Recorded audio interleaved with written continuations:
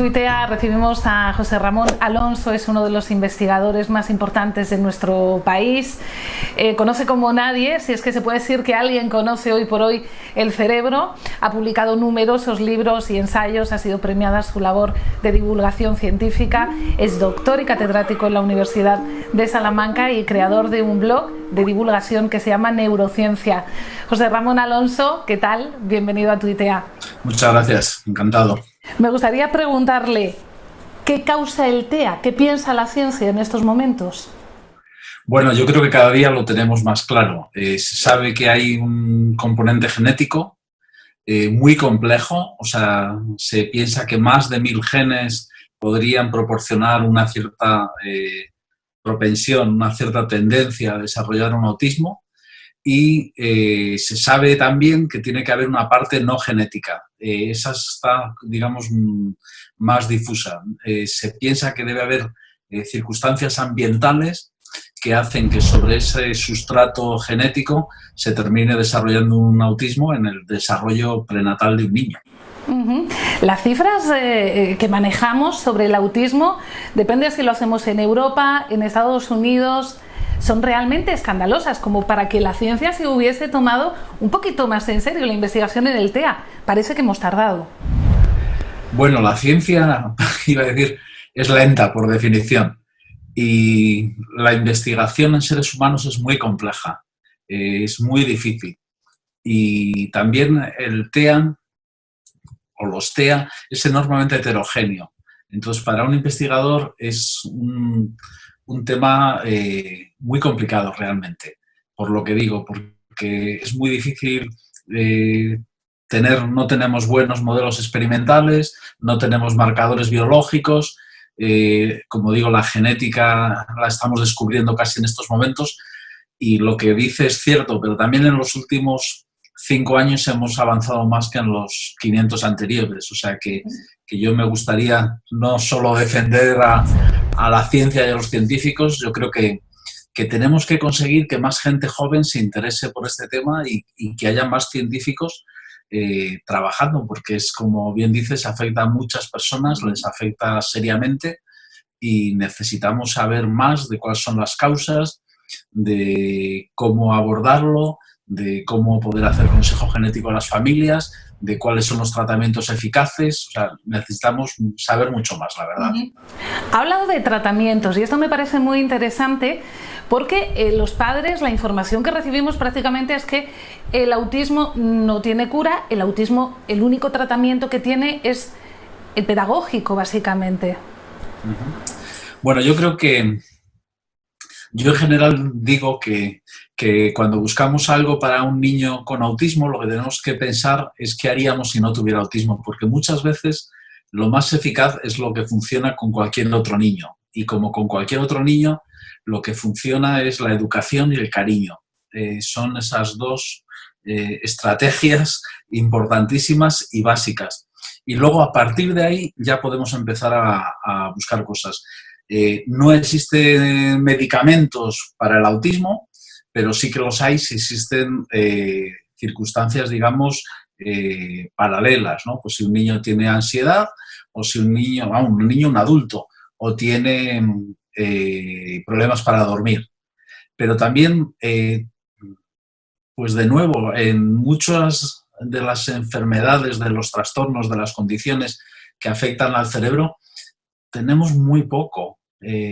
Lo vemos con cualquier persona de nuestras familias. Cuando alguien tiene una depresión, normalmente son muchos meses de sufrimiento y hay muchas veces que la medicación no funciona. Entonces, con el autismo yo creo que nos pasa un poco lo mismo, que nos faltan herramientas, pero que también yo creo que si comparamos de nuevo, o sea, la situación de cómo están las cosas, cuando te cuentan las familias cómo lo vivieron hace 20, 30 años, dices, menos mal, o sea, lo que hemos conseguido avanzar en este plazo, gracias a su esfuerzo, sin ninguna duda. ¿No tiene cura el autismo o no tiene cura hoy?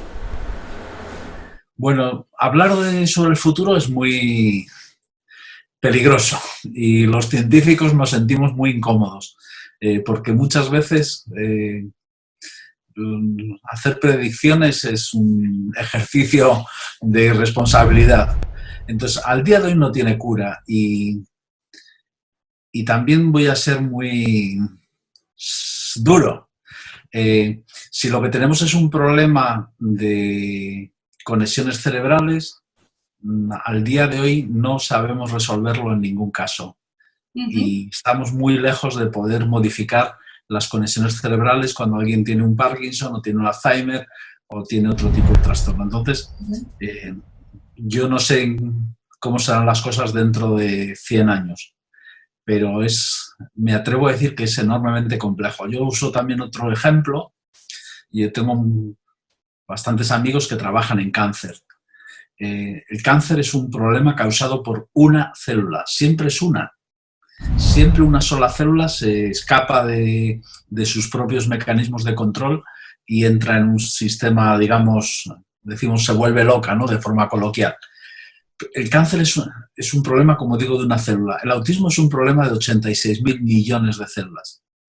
Y contra el cáncer llevamos décadas haciendo un esfuerzo ingente y hemos conseguido avanzar mucho, hemos conseguido que muchos cánceres tengan un mejor pronóstico, pero no ha salido en ningún periódico un titular que diga se curó el cáncer. Entonces, tengo la sensación que con el autismo nos pasará algo por el estilo. Iremos ganando batalla tras batalla, iremos teniendo avance tras avance, haremos diagnósticos más rápidos, podremos ver, por así decirlo, qué subgrupos de autismo hay, qué tratamientos pueden ser más eficaces, pero ¿se va a curar el autismo? Lo dudo, realmente lo dudo. Y por último, en este tema, cuando alguien dice que que cura el autismo, es siempre en estos momentos un estafador. O sea, es alguien que se está aprovechando del amor de unos padres a sus hijos para sacarle el dinero. Entonces, cuando alguien diga que tiene una cura para el autismo, al día de hoy hay que salir corriendo en dirección contraria. Es verdad que la ciencia sí que nos está dando pistas últimamente. Además, usted, José Ramón Alonso, bastante activo, no en las redes sociales, sino en su blog, Neurociencia, y ahí precisamente podemos ir actualizando, digamos, lo que la ciencia nos va contando sobre las últimas investigaciones y hallazgos, ¿no?, en torno al trastorno de espectro autista.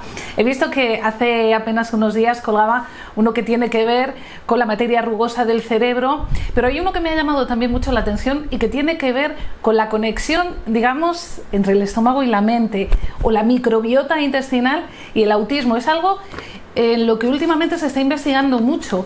Hay informes e investigaciones también activas ya con personas que ya han pasado de los ratones a las personas, por ejemplo, en alguna universidad en Estados Unidos, en Arizona, por ejemplo.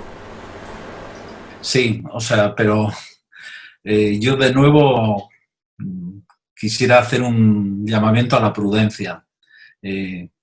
Yo trabajo con ratones y nos permite avanzar muy rápido, nos permite hacer muchas pruebas, nos permite variar mucho las condiciones.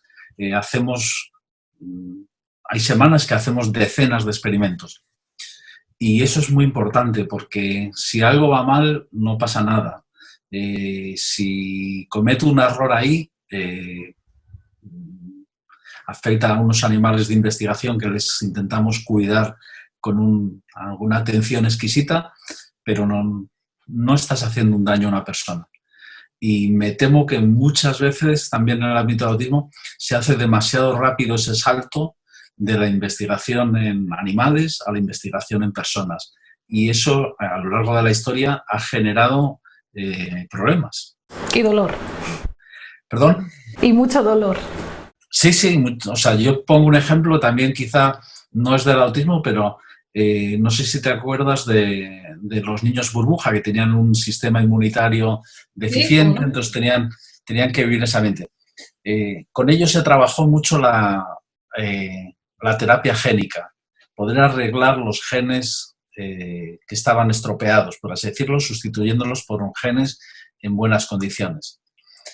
Se probó en Francia en 5 niños, los 5 desarrollaron leucemia y murieron. Y entonces la terapia génica, digamos, se ha ido por el fregadero durante aproximadamente 20 años. Nadie quería trabajar porque era un tema maldito. Entonces, vuelvo aquí, o sea, de repente te das cuenta de que hay quien está, haciendo tratamientos asumiendo riesgos que, en mi opinión, no se debería consentir. Ya, claro, estamos hablando en este caso en concreto de transferencias fecales. Sí. Entonces, la técnica en principio es relativamente sencilla. Los experimentos hechos en ratones han funcionado bien, pero al menos creo que ha habido un caso de una transferencia fecal que ha acabado mal, que ha acabado con la muerte del paciente. Entonces dices, estamos hablando de seres humanos y entonces lo digo, tiene que haber una responsabilidad y un control exquisito, porque si esto es como el salvaje oeste, de a ver quién la saca más rápido y quién llega antes a la meta, pues a veces en el camino se quedan personas en la cuneta. Y yo personalmente ni juego a ese juego ni lo admito. Muchos padres también, cuando empezamos o cuando nos dan el diagnóstico de autismo de nuestros hijos, tratamos de indagar, vamos a internet, esto es un peligro porque ahí sí vemos que proliferan muchísimos, digamos, magos, ¿no?, que nos van a curar a nuestro hijo enseguida. Pero hay también, digamos, entre las asociaciones, conversaciones entre padres que prácticamente acaban no sé si esto ya se ha llegado a convertir en un tópico, ¿no? Por ejemplo, el hecho de que todos probemos alguna dieta, quitar el gluten, la caseína, la lactosa a nuestros hijos. Esto no sé si eso no es arriesgado, pero yo creo que es una práctica común, ¿no?, entre los papás de niños con TEA o con otro tipo de trastornos similares, ¿no?, del desarrollo.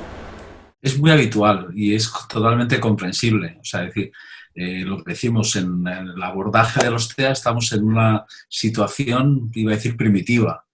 Entonces, todos intentamos hacer todo lo posible por nuestros hijos, y más si tiene una dificultad como puede ser un niño con TEA. Pero también es muy importante no caer en ello. O sea, pongo un otro ejemplo. Es decir, yo donde echo gasolina, la persona que me atiende, que es una persona amabilísima, un encanto, sabe que me dedico a esto, y él tiene un niño con autismo. Entonces le he ido a poner un tratamiento con células madre, que le ha costado el sueldo de varios meses. Y cuando me pregunta qué opino, pues le digo, pues mira, los últimos estudios dicen que no funciona. Y entonces su respuesta dice, pero es el único hijo que tengo. Yeah.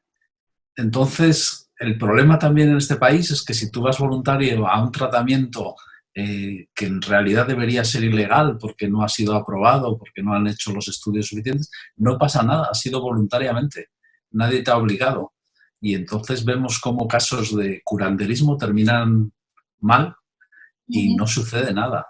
Entonces, el problema yo siempre recomiendo a la gente que acuda a las asociaciones. Me parece que es una de las herramientas básicas para abordar el autismo de un hijo. Pero es como cuando en la sala de espera de un médico la gente se empieza a intercambiar consejos. No, mire usted, así no se hacen las cosas. Yeah. Ahora son grupos de WhatsApp. Bueno, pues sí, pero yo creo que eso, que es demasiado serio para hacerlo así. Y en los últimos 500 años hemos generado una herramienta maravillosa que nos vale para saber si algo es cierto o no es cierto, que es la ciencia. Si yo digo que esto es bueno, hago un análisis estadístico, hago un doble ciego, hago una serie de medidas rigurosas y puedo decir, es verdad, funciona o no, lo siento, no funciona. Y ya está. Ajá. Destacaba antes su papel también como escritor, como divulgador sobre neurociencia. Como digo, hay algunos de los libros que ha editado y que tienen que ver directamente con el autismo y con la investigación. Desde que lo editó hasta la fecha, ¿ha cambiado mucho? ¿La ciencia ha avanzado? O como decía al principio, esto es lento. Yo intento asumir un compromiso conmigo mismo, ¿no? Que fue intentar cada semana colgar algo interesante sobre el autismo. Normalmente dirigido a veces a especialistas, pero sobre todo a familias. O sea, la investigación interesante en el mundo se publica en inglés y se publica en una jerga que hablamos que no todo el mundo la entiende. Bueno, si nos vamos a neurociencia, a su blog, tenemos la suerte de que nos lo da traducido y prácticamente hecho. pero intento hacer eso, a prestar ese servicio, que es una cosa que hago con gusto, que es coger esas investigaciones, ponerlas en perspectiva, hacer que sean comprensibles para alguien que no es especialista. Y alguien me decía, ¿y todas las semanas encuentras algo? Y mi respuesta era, y es, todas las semanas tengo que elegir entre varias cosas cuál es la que considero que es la más interesante o la más importante o la que más me gusta. Entonces, el ritmo es alucinante y con cosas de calado. Entonces, la investigación realmente está en una fase exponencial sobre el autismo. O sea, que lo que digo, todas las semanas. Perdón, decía que la última pregunta, nos estamos quedando sin tiempo. En España, ya que habla de investigación, ¿se investiga? ¿Se debería investigar más sobre autismo? Sí se investiga, hay muy buenos grupos y sí se debería investigar más. Pero al final es como todo. O sea, yo trabajé en Estados Unidos con un americano y en California, entonces un grupo de padres fueron y le dijeron, queremos un centro de investigación para el autismo. Y pusieron 100 millones de dólares encima de la mesa. Los padres, ¿eh? Habían buscado a grandes donantes, cómo funcionan en Estados Unidos estas cosas. Y mi amigo dirige ese centro desde entonces. Vamos a buscar uno en España. Necesitamos donantes.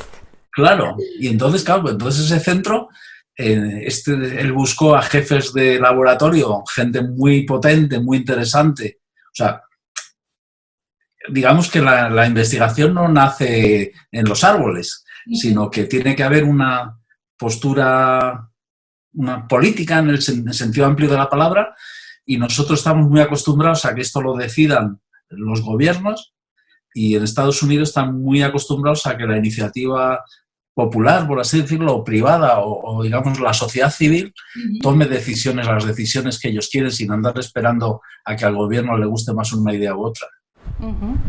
Bien, pues ojalá esto cambie, ojalá no continúe siendo así. En España tenemos grandes investigadores, lo que nos falta es financiación para investigar. Ganas a los padres, desde luego, tampoco nos faltan.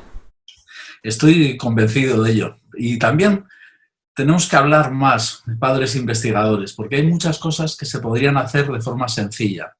O sea, tener un gran repositorio de información.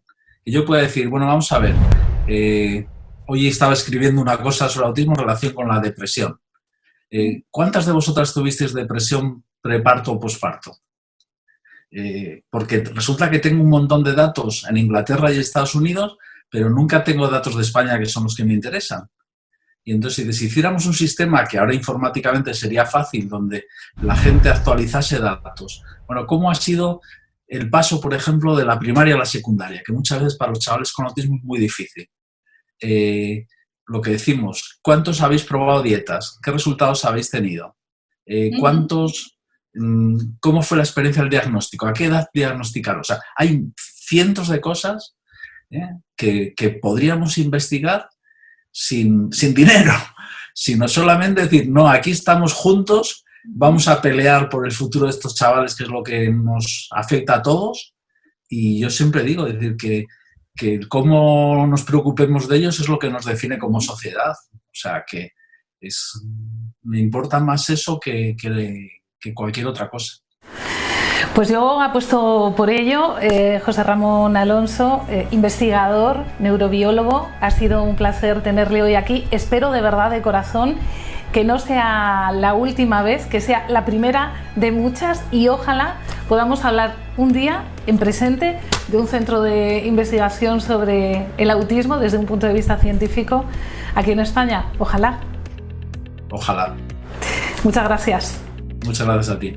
Recordad, por cierto, que estamos en Twitea, en Facebook, en Mundo Twitea, en Instagram y por supuesto también en nuestro canal de YouTube. Cada vez somos más, cada vez hay más suscritos. ¿Todavía no estás suscrito? Pues hazlo. Y si te gusta el vídeo, dale a la campanita. Gracias.